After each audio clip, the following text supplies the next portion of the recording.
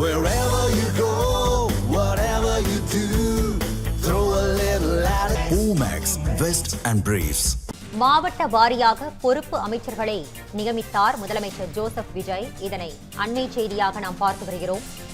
மாவட்ட வளர்ச்சிப் பணிகளை துரிதப்படுத்த, மக்களுக்கு சென்றடைய வேண்டிய நலத்திட்ட உதவிகளை கண்காணிக்க இந்த நடவடிக்கை எடுக்கப்பட்டு வருவதாக தெரிவிக்கப்பட்டுள்ளது.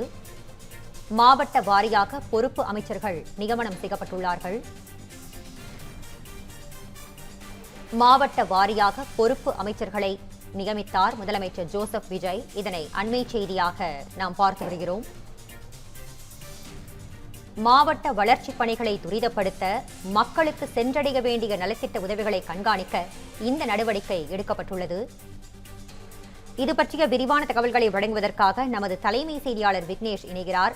விக்னேஷ், தற்போது மாவட்ட வாரியாக பொறுப்பு அமைச்சர்களை நியமனம் செய்து முதலமைச்சர் ஜோசப் விஜய் அறிவிப்பு ஒன்றை வெளியிட்டுள்ளார். இது பற்றிய முழு விவரங்களையும் பதிவு பண்ணுங்க. நிவேதா, வணக்கம்.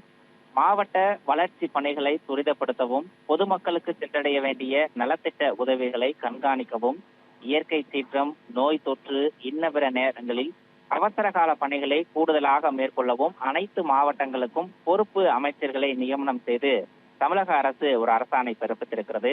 அந்த அரசாணையின் அடிப்படையில் விழுப்புரம் மற்றும் கடலூர் மாவட்டத்திற்கு ஊரக வளர்ச்சி மற்றும் நீர்வளத்துறை அமைச்சரான என் ஆனந்த் பொறுப்பு அமைச்சராகவும், சென்னை மற்றும் திருவண்ணாமலைக்கு ஆதவ அர்ஜுனா, மயிலாடுதுறைக்கு வெங்கட்ரமணன், திருவள்ளூருக்கு ராகுமார், திருநெல்வேலிக்கு மரிய வில்சன் என அமைச்சர்கள் நியமனம் செய்யப்பட்டிருக்கிறார்கள்.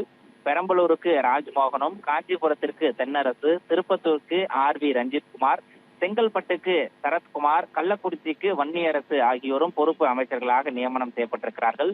ராணிப்பேட்டைக்கு காந்திராஜ், தருமபுரி மற்றும் அரியலூருக்கு ராஜ்குமார், நாகப்பட்டினத்திற்கு AM ஷாஜகான், தஞ்சாவூருக்கு வினோத் ஆகியோரும் பொறுப்பு அமைச்சர்களாகவும் இந்த மாவட்டத்தில் நடைபெற இருக்கக்கூடிய நலத்திட்டங்களை கண்காணிக்கவும், மக்கள் நலத்திட்டங்கள் மக்களை சென்றடைவதை உறுதி செய்வதற்கும் இவர்களுடைய பணியாக நிர்ணயம் செய்யப்பட்டிருக்கிறது.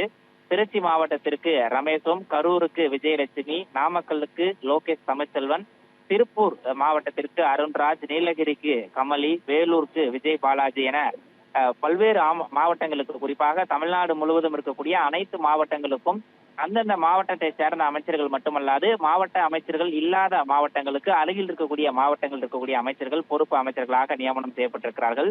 இந்த மாவட்ட அமைச்சர்கள் வருவாய் மாவட்டங்களுக்கு பொறுப்பு அமைச்சர்களாக நியமனம் செய்யப்பட்டிருக்கக்கூடிய அமைச்சர் பெருமக்கள் சம்பந்தப்பட்ட மாவட்ட ஆட்சித்தலைவர்கள், மாவட்ட கண்காணிப்பு அலுவலர்கள் மற்றும் அனைத்து துறை சார்ந்த அலுவலர்களோடு ஒருங்கிணைந்து திட்டப்பணிகளை துரிதப்படுத்துதல், நலத்திட்ட உதவிகள் பொதுமக்களுக்கு சென்றடைவதை கண்காணித்தல், பேரிடர் காலங்களில் நிவாரணம் வழங்குதல், தேவையான ஆலோசனைகளை வழங்குதல் போன்றவற்றை மேற்கொள்ளுமாறு அரசு சார்பில் பிறப்பிக்கக்கூடிய அந்த உத்தரவில் தெரிவிக்கப்பட்டிருக்கிறது. உங்கள் விரிவான தகவல்களுக்கு நன்றி விக்னேஷ்.